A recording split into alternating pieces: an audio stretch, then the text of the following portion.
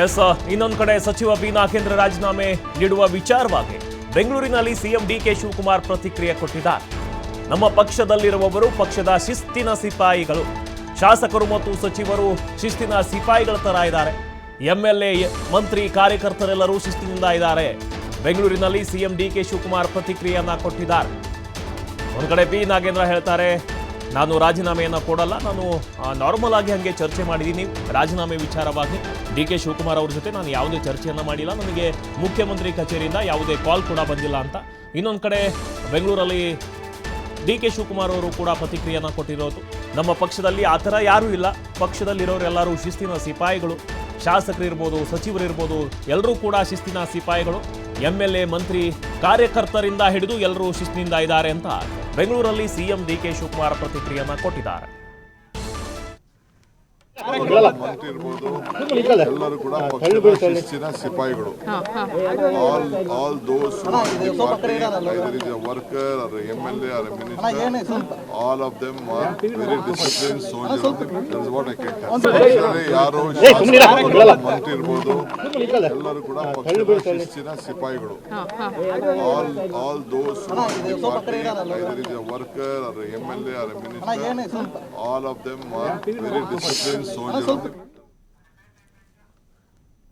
S ಸ್ವಾಮಿ, ಇದೀಗ ಒಂದ್ ಕಡೆ ಬಿ ನಾಗೇಂದ್ರ ಹೇಳ್ತಾರೆ, ರಾಜೀನಾಮೆ ವಿಚಾರವಾಗಿ ನಾನು ಡಿ ಕೆ ಶಿವಕುಮಾರ್ ಜೊತೆ ಯಾವುದೇ ಚರ್ಚೆಯನ್ನ ಮಾಡಿಲ್ಲ ಅಂತ. ಇನ್ನೊಂದ್ ಕಡೆ ಇವತ್ತು ಡಿ ಕೆ ಶಿವಕುಮಾರ್ ಅವರು ಕೂಡ ಹೇಳಿಕೆಯನ್ನ ಕೊಡ್ತಾರೆ, ನಮ್ಮ ಪಕ್ಷದಲ್ಲಿರೋರೆಲ್ಲರೂ ಕೂಡ ಪಕ್ಷದ ಶಿಸ್ತಿನ ಸಿಪಾಯಿಗಳು ಅಂತ.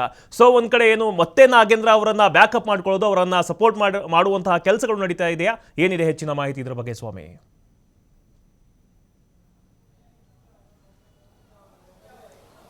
ಮಲ್ಲಿಕಾರ್ಜುನ್, ಸಚಿವ ನಾಗೇಂದ್ರ ಅವರ ಒಂದು ರಾಜೀನಾಮೆಗೆ ಆಗ್ರಹ ಹೆಚ್ಚಾಗ್ತಾ ಇದೆ. ಜೊತೆಗೆ ರಾಜೀನಾಮೆ ಕೊಡಬೇಕಾ ಅಥವಾ ಬೇಡವಾ ಎಂಬ ವಿಚಾರಗಳು ಕೂಡ ಸಾಕಷ್ಟು ಚರ್ಚೆ ಆಗ್ತಾ ಇರುವಂಥದ್ದು. ಒಂದು ಕಡೆ ಈಗಾಗಲೇ ಸಿಎಂ ಸೇರಿದಂತೆ ಕಾಂಗ್ರೆಸ್ ನಾಯಕರು ನಾಗೇಂದ್ರ ಪರ ಬ್ಯಾಟಿಂಗ್ ಮಾಡ್ತಾ ಇರುವಂಥದ್ದು. ಅವರು ಆರೋಪಿ ಅಷ್ಟೇ, ಅಪರಾಧಿ ಅಲ್ಲ ಎಂಬ ವಿಚಾರವನ್ನು ಇಟ್ಕೊಂಡು ಪದೇ ಪದೇ ವಿಪಕ್ಷಗಳು ಮಾಡ್ತಿರುವಂತಹ ಆರೋಪಗಳ ಮೇಲೆ ಸಾಕಷ್ಟು ವಾಗ್ದಾಳಿಯನ್ನು ನಡೆಸ್ತಾ ಇರುವಂಥದ್ದು. ಆದರೆ ಈಗ ಸಚಿವ ನಾಗೇಂದ್ರ ಅವರ ರಾಜೀನಾಮೆ ಪಡಿಬೇಕಾ ಅಥವಾ ಬೇಡ ಎಂಬುದು ವಿಚಾರ ಸದ್ಯ ಕಾಂಗ್ರೆಸ್ನ ಹೈಕಮಾಂಡ್ ಅಂಗಳದಲ್ಲಿರುವಂಥದ್ದು. ಯಾಕೆಂದರೆ ನಾಳೆ ಸಿಎಂ ದೆಹಲಿಗೆ ಹೋಗ್ತಾ ಇದ್ದಾರೆ.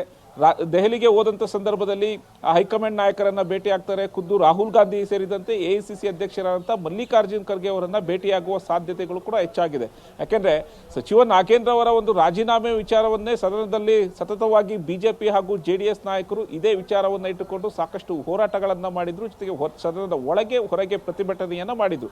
ಇದು ಒಂದು ಕಡೆ ಆದ್ರೆ, ಸಚಿವ ನಾಗೇಂದ್ರ ಅವರನ್ನ ಮುಂದುವರಿಸಿದಂಥ ಸಂದರ್ಭದಲ್ಲಿ ಈಗಾಗಲೇ ಪಾದಯಾತ್ರೆಯನ್ನ ಮಾಡ್ತಾ ಇದ್ದಾರೆ. ಅದು ರಾಯಚೂರಿನಿಂದ ಬಳ್ಳಾರಿವರೆಗೂ ಪಾದಯಾತ್ರೆಯನ್ನ ಮಾಡ್ತಾ ಇದ್ದಾರೆ.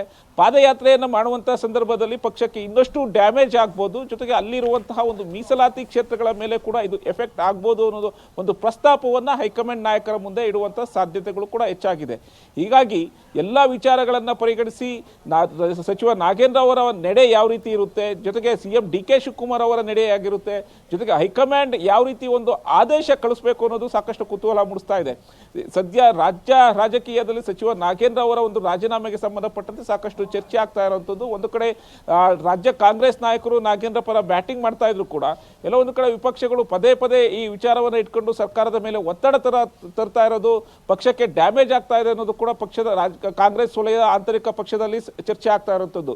ಈ ಹಿನ್ನೆಲೆಯಲ್ಲಿ ನಾಳೆ ಹೋಗುವಂತಹ ಒಂದು ದೆಹಲಿ ಪ್ರವಾಸ ಕೈಗೊಳ್ತಾ ಇದ್ದಾರೆ ಸಿಎಂ DK ಶಿವಕುಮಾರ್. ಅಲ್ಲಿ ಹೈಕಮಾಂಡ್ ನಾಯಕರು ಯಾವ ನಿರ್ಧಾರವನ್ನು ತೆಗೆದುಕೊಳ್ತಾರೆ ಅನ್ನೋದು ಕಾದ್ ನೋಡ್ಬೇಕಾಗಿರುವಂಥದ್ದು. ಮಲ್ಲಿಕಾರ್ಜುನ್, ಎಸ್ ಸೌಮ್ಯ, ಇನ್ನೊಂದು ಕಡೆ ಇದೀಗ ವಿಪಕ್ಷಗಳು ಪಾದಯಾತ್ರೆಯನ್ನು ನಡೆಸೋದಕ್ಕೆ ಪ್ಲಾನ್ ಅನ್ನ ಮಾಡ್ತಾ ಇವೆ. ಇನ್ನೊಂದು ಕಡೆ ಇದೀಗ ಬಿ ನಾಗೇಂದ್ರ ಏನಿದ್ದಾರೆ, ಸ್ಪಷ್ಟನೆಯನ್ನ ಕೊಟ್ಟಿದ್ದಾರೆ, ನನಗೆ ಮುಖ್ಯಮಂತ್ರಿ ಕಚೇರಿಯಿಂದ ಯಾವುದೇ ಕಾಲ್ ಬಂದಿಲ್ಲ, ನಾನು DK ಶಿವಕುಮಾರ್ ಜೊತೆ ಚರ್ಚೆ ಮಾಡಿದ್ದೀನಲ್ಲ, ಅದು ಕೂಡ ರಾಜೀನಾಮೆ ವಿಚಾರವಾಗಿ ಅಲ್ಲ ಅಂತ ಅವರೇ ಸ್ಪಷ್ಟನೆಯನ್ನ ಕೊಡ್ತಾ ಇದ್ದಾರೆ. ಇನ್ನು ರಾಜೀನಾಮೆ ವಿಷಯಗಳು ಏನಿದ್ವೆ ಅದರ ಇರುವಂತಹ ಸುದ್ದಿಗಳು ಕೂಡ ಸತ್ಯಕ್ಕೆ ದೂರವಾದುವಂತಹ ಸ್ಪಷ್ಟನೆಯನ್ನು ಕೊಟ್ಟಿದ್ದಾರೆ. ಏನ್ ಹೇಳ್ತೀರಿ ಸ್ವಾಮಿ ಇದರ ಬಗ್ಗೆ?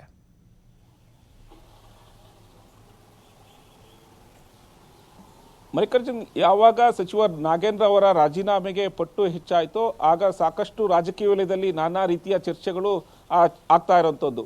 ಒಂದು ಕಡೆ ಖುದ್ದು CM ಅವರಿಗೆ ನಾಗೇಂದ್ರ ಅವರು ಕರೆ ಮಾಡಿ ನಾನು ರಾಜೀನಾಮೆ ಕೊಡೋಕೆ ಸಿದ್ಧ ಎಂಬ ವಿಚಾರವನ್ನು ಹಂಚಿಕೊಂಡು ಚರ್ಚೆ ಮಾಡಿದ್ರು ಎಂಬ ವಿಚಾರಗಳು ಕೂಡ ಮಾಹಿತಿ ಲಭ್ಯ ಆಗ್ತಿರೋದು. ಜೊತೆಗೆ ಇದಕ್ಕೆ ಸಂಬಂಧಪಟ್ಟಂತೆ CM ಕೂಡ ನಾಗೇಂದ್ರ ಅವರಿಗೆ ಬೇಡ, ಆತುರವಾದ ನಿರ್ಧಾರ ಬೇಡ, ಹೈಕಮಾಂಡ್ ನಾಯಕರನ್ನ ಭೇಟಿ ಆಗ್ತಾ ಇದ್ದೀನಿ, ಆ ಭೇಟಿ ಆದಂಥ ಸಂದರ್ಭದಲ್ಲಿ ಹೈಕಮಾಂಡ್ ನಾಯಕರ ನಡೆ ಯಾವ ರೀತಿ ಇರುತ್ತೆ ಅನ್ನೋದು ಕೂಡ CM ಸ್ಪಷ್ಟನೆ ಕೊಟ್ಟಿದ್ರು ಎಂಬ ಮಾಹಿತಿಗಳು ಲಭ್ಯ ಆಗಿರುವಂಥದ್ದು. ಆದರೆ ಈಗ ಬಂದಿರುವಂಥ ಒಂದು ಚರ್ಚೆ ಆಗ್ತಾ ಇರುವಂಥ ವಿಚಾರ ನಾಗೇಂದ್ರ ಅವರ ರಾಜೀನಾಮೆ ವೇದಂತಿ ವಿಚಾರಕ್ಕೆ ಸಂಬಂಧಪಟ್ಟಂತೆ ಒಂದು ಕಡೆ ನಾಗೇಂದ್ರ ಅವರು ಕೂಡ ಸ್ಪಷ್ಟನೆ ಕೊಟ್ಟಿದ್ದಾರೆ. ಯಾವ ವಿಚಾರವನ್ನು ಕೂಡ ನಾನು CM ಬಳಿ ಚರ್ಚೆ ಮಾಡಿಲ್ಲ, ಜೊತೆಗೆ ರಾಜೀನಾಮೆ ಕೊಡ್ತೀನಿ ಅಂತ ಹೇಳಿ ವಿಚಾರಗಳು ಕೂಡ ನಾನು ಹೇಳಿಲ್ಲ, ಪ್ರಸ್ತಾಪ ಮಾಡಿಲ್ಲ ಎಂಬ ಒಂದು ಸ್ಪಷ್ಟನೆಯನ್ನು ಕೊಟ್ಟಿರುವಂಥದ್ದು. ಆದರೆ ಎಲ್ಲೋ ಒಂದು ಕಡೆ ರಾಜೀನಾಮೆ ಕೊಡುವಂಥ ಒಂದು ವಿಚಾರ ಕಾಂಗ್ರೆಸ್ ವಲಯದಲ್ಲಿ ನಾನಾ ರೀತಿಯಲ್ಲೇ ಚರ್ಚೆ ಆಗ್ತಾ ಇರುವಂಥದ್ದು. ಜೊತೆಗೆ ನಾಳೆ CM ದೆಹಲಿಗೆ ಹೋಗುವುದರಿಂದ ಅಲ್ಲಿ ಯಾವ ರೀತಿ ಹೈಕಮಾಂಡ್ ನಿರ್ಧಾರ ತೆಗೆದುಕೊಳ್ತಾರೆ, ಯಾವ ರೀತಿ ವಿಚಾರಗಳನ್ನು ಮುಂದೆ ಇಡ್ತಾರೆ. ಒಂದು ಕಡೆ ನಾಗೇಂದ್ರ ಅವರನ್ನ ಮುಂದುವರಿಸೋದಾದ್ರೆ ಇಲ್ಲಿ ರಾಜ್ಯ ವಿಪಕ್ಷ ನಾಯಕರನ್ನ ಯಾವ ರೀತಿ ಒಂದು ಫೇಸ್ ಮಾಡಬೇಕು ಅನ್ನೋದು ಕೂಡ ಎಲ್ಲ ಒಂದು ರೀತಿ ಮಾಸ್ಟರ್ ಪ್ಲಾನ್ಗಳನ್ನ ರೆಡಿ ಮಾಡ್ಕೊಳ್ಬೇಕಾಗುತ್ತೆ. ಯಾಕೆಂದ್ರೆ ಪಾದಯಾತ್ರೆಯು ಕೂಡ ಬಿಜೆಪಿ ನಾಯಕರೇ ಈಗ ಬಿಡ್ತಾ ಇರುವಂಥ ಒಂದು ಪ್ರಮುಖವಾದಂಥ ಒಂದು ಅಸ್ತ್ರ. ಕಾಂಗ್ರೆಸ್ ವಿರುದ್ಧ ಪಾದಯಾತ್ರೆ ಮಾಡುವಂಥ ಸಂದರ್ಭದಲ್ಲಿ ಏನು ವಾಲ್ಮೀಕಿ ಹಗರಣ ನಿಗಮದಲ್ಲಿ ಆಗಿರುವಂಥ ಒಂದು ಹಗರಣಗಳನ್ನು ಹಂತ ಹಂತವಾಗಿ ಬಿಚ್ಚಿಟ್ಟು ಸಂಪೂರ್ಣವಾದ ಒಂದು ಮಾಹಿತಿಯನ್ನು ಅಲ್ಲಿ ಇರುವಂತಹ ಒಂದು ಆ ಸ್ಥಳೀಯರಿಗೆ ತಿಳಿಸೋದ್ರಿಂದ ಎಲ್ಲೋ ಒಂದು ಕಡೆ ಪಕ್ಷಕ್ಕೆ ಡ್ಯಾಮೇಜ್ ಆಗೋದಂತೂ ಸಹಜ. ಈ ಹಿನ್ನೆಲೆ ಅದಕ್ಕೆ ಯಾವ ರೀತಿ ಒಂದು ಆ ತಿರುಗೇಟನ್ನು ಕೊಡಬೇಕು ಅನ್ನೋದು ಕೂಡ ಒಂದು ಸ್ಟ್ರಾಟಜಿಯನ್ನು ರೆಡಿ ಮಾಡ್ಕೊಳ್ಬೇಕಾಗುತ್ತೆ. ಇದೇ ವಿಚಾರವನ್ನು ಅಂದರೆ ಪಾದಯಾತ್ರೆ ಹೋರಾಟಕ್ಕೆ ಸಂಬಂಧಪಟ್ಟಂತೆ ನಾವು ಯಾವ ರೀತಿ ಈ ವಿರುದ್ಧ ತಿರುಗಿ ಬೀಳ್ಬೋದು ಅನ್ನೋದು ಕೂಡ ಪ್ರಸ್ತಾಪವನ್ನು ಹೈಕಮಾಂಡ್ ನಾಯಕರಿಗೆ ಸಲ್ಲಿಸಬೇಕು. ಯಾಕೆಂದರೆ ಮುಂದೆ ಆಗುವಂಥ ಒಂದು ವಿಚಾರಗಳಿಗೆ, ರಾಜಕೀಯ ಅಡೆತಡೆಗಳಿಗೆ ನಾಗೇಂದ್ರ ಅವರ ಒಂದು ವಿಚಾರ ಬಂದಂಥ ಸಂದರ್ಭದಲ್ಲಿ ಪದೇ ಪದೇ ವಿಪಕ್ಷಗಳು ಇದೇ ವಿಚಾರವನ್ನು ಎತ್ಕೊಂಡು ಹೋದಂಥ ಸಂದರ್ಭದಲ್ಲಿ ಪಕ್ಷಕ್ಕೆ ಡ್ಯಾಮೇಜ್ ಸಹಜ. ಈ ಹಿನ್ನೆಲೆಯಲ್ಲಿ ಹೈಕಮಾಂಡ್ ನಾಯಕರಿಗೆ ಯಾವ ರೀತಿ ಒಂದು ವಿಚಾರಗಳನ್ನು ಮುಂದೆ ಇಡ್ತಾರೆ, ಯಾವ ರೀತಿ ವಿಚಾರಗಳನ್ನು ಅವರು ಪ್ರಸ್ತಾಪ ಮಾಡ್ತಾರೆ, ನಾಗೇಂದ್ರವನ್ನು ಮುಂದುವರಿಸೋದಾದ್ರೆ ಹೈಕಮಾಂಡ್ ನಾಯಕರನ್ನ ಯಾವ ರೀತಿ ಒಂದು ಮನವೊಲಿಕೆ ಮಾಡ್ತಾರೆ ಅನ್ನೋದು ಕಾದು ನೋಡಬೇಕಾಗಿರುವಂಥದ್ದು. ಮಲ್ಲಿಕಾರ್ಜುನ್, ಥ್ಯಾಂಕ್ ಯು ಸ್ವಾಮಿ ತಮ್ಮೆಲ್ಲ ಮಾಹಿತಿಗಾಗಿ.